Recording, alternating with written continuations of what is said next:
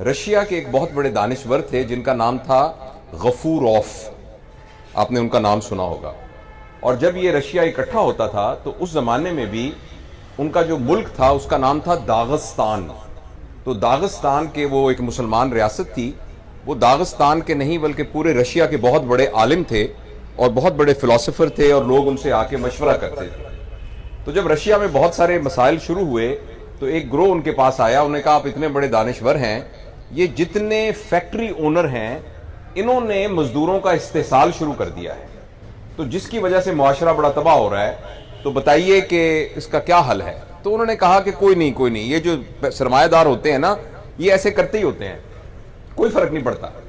कुछ अरसे के बाद वो फिर आए कि जी ये जो मजदूर हैं इन्होंने अपनी यूनियंस बना ली हैं और ये अब काम नहीं करते और ये जो है बिल्कुल आउट ऑफ कंट्रोल हो गए हैं, तो क्या करें। उन्होंने कहा नहीं फिक्र ना करें, वो गरीब आदमी हैं, वो थोड़ा सा करते हैं, वो अपने हुकूक के लिए सारे शोर मचाते हैं, इससे मुआशरे को कुछ नहीं होता। इसी तरह सरकारी मुलाजमों के बारे में बात की, तमाम तबकात के बारे में आहिस्ता आहिस्ता लोग बात करते रहे, मगर वो गफूरॉफ ये कहते रहे कि फिक्र ना करें हमारे मुआशरे को कुछ नहीं होता। तो कुछ लोगों ने तंग आके एक दिन कहा कि आखिर आप कब ये कहेंगे कि मुआशरा तबाह हो रहा है जब सब लोग तबाह हो रहे हैं। तो उन्होंने कहा कि जब तक एक प्राइमरी स्कूल का टीचर करप्ट नहीं है और जब तक एक उस्ताद ईमानदारी से पढ़ा रहा है उस वक्त मुआशरे को कुछ नहीं होता। इसी तरीके से मैंने ये सुना कि जब जर्मनी बिल्कुल तबाह हो गया था तो उस वक्त किसी ने ये कहा जो उनका बड़ा था कि सिर्फ ये देखो कि क्या हमारे उस्ताद मौजूद हैं कि नहीं। तो उन्होंने कहा जी उस्ताद तो मौजूद हैं। उसने कहा फिक्र ना करें, अब कौम दोबारा खड़ी हो जाएगी। अगर उस्ताद मौजूद होंगे तो वो कौम दोबारा खड़ी हो जाएगी। और ये वो रवायात हैं जो कि मुआशरों को जिंदा रखती हैं। बहुत अरसे तक मेरा ये ख्याल था कि तालीम की कमी है, इस वजह से हम तरक्की नहीं कर रहे। आबादी हमारी इसलिए कंट्रोल नहीं हो रही कि तालीम की कमी है, हमारे यहाँ और तमाम चीजें नहीं, साइंस की तरक्की नहीं हो रही, टेक्नोलॉजी की तरक्की नहीं हो रही, हमारे इदारे डेवलप नहीं हो रहे कि हम तालीम याफ्ता नहीं है। मुझे बहुत बाद में ये सब बात समझ में आई कि अगर आप किसी बहुत तालीम याफ्ता शख्स की तरबियत ना करें तो वो मुआशरे का सबसे खतरनाक आदमी है, क्योंकि उसके पास वो सारी स्किल्स मौजूद हैं जिसके जरिए वो मुआशरे को एक्सप्लॉइट कर सकता है और तबाह कर सकता है। तालीम के अलावा जो सबसे अहम चीज है वो तरबियत है। जब तक हम तरबियत नहीं करते, हमारे ये मेडिकल एजुकेशन में भी और जनरल एजुकेशन में भी ये कहा जाता था कि एजुकेशन का मतलब है नॉलेज, फिर पता लगा नहीं नॉलेज के अलावा स्किल, फिर पता चला नहीं स्किल नहीं साथ एटीट्यूड भी, यानी इल्म भी, कोई हुनर भी और रवैया भी। लेकिन ये बहुत अभी रिसेंटली ये बात पता चली है कि अगर इन तीनों के बाद रवायात, तहजीब या वैल्यू सिस्टम डेवलप ना हो तो एजुकेशन का कोई फायदा नहीं है। एजुकेशन का फायदा उसी वक्त है जब उसके साथ एक वैल्यू सिस्टम, अकदार डेवलप हो, तहजीब डेवलप हो, एक मुआशरा डेवलप हो जिस मुआशरे का ये को पता हो क्या सही है क्या गलत है, कौन सी चीज इंसान को बड़ा बनाती है, कौन सी चीज इंसान को बेहतर बनाती है। जिस मुआशरे के अंदर वो तमाम चीजें जो पैसे से खरीदी जा सकती हैं वो लोगों को बड़ा बनाती हैं, वो मुआशरा कभी तरक्की नहीं करता। वो मुआशरा जिसमें वो चीजें लोगों को बड़ा बनाती हैं जो पैसे से नहीं खरीदी जा सकती, वो मुआशरा तरक्की करता है।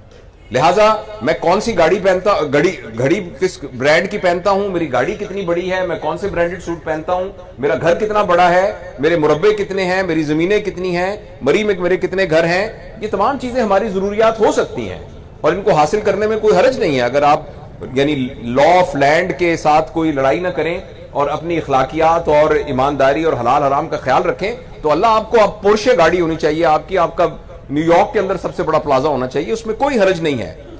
लेकिन अगर हमने इस बुनियाद पर अपने आप को बड़ा और इस बुनियाद पर ही लोगों को छोटा कहना शुरू कर दिया तो इसका मतलब यह होगा कि यह मुआशरा इन्हतात पजीर है, यह मुआशरा तरक्की याफ्ता मुआशरा नहीं है।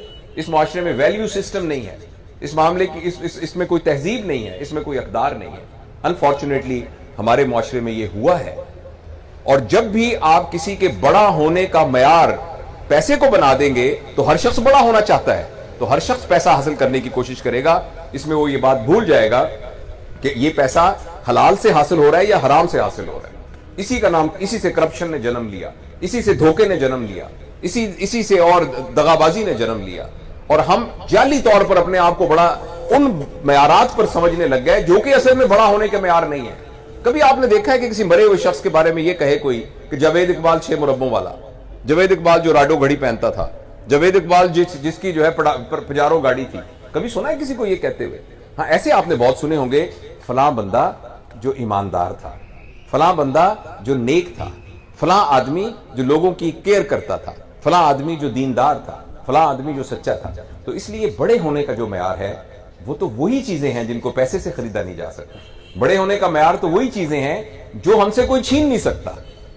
جو چیز ہم سے گم ہو سکتی ہے، جو چیز ہم سے چھینی جا سکتی ہے، اور جو چیز پیسے سے خریدی جا سکتی ہے، وہ چیزیں تو صرف دنیاوی ضروریات اور آسائش وہاں پہنچانے کا ایک ذریعہ ہے، لیکن بڑا ہونے کا کوئی ذریعہ نہیں۔ اور یہ ساری باتیں ہمیں انہی اساتذہ کی وجہ سے پتہ چلتی ہیں۔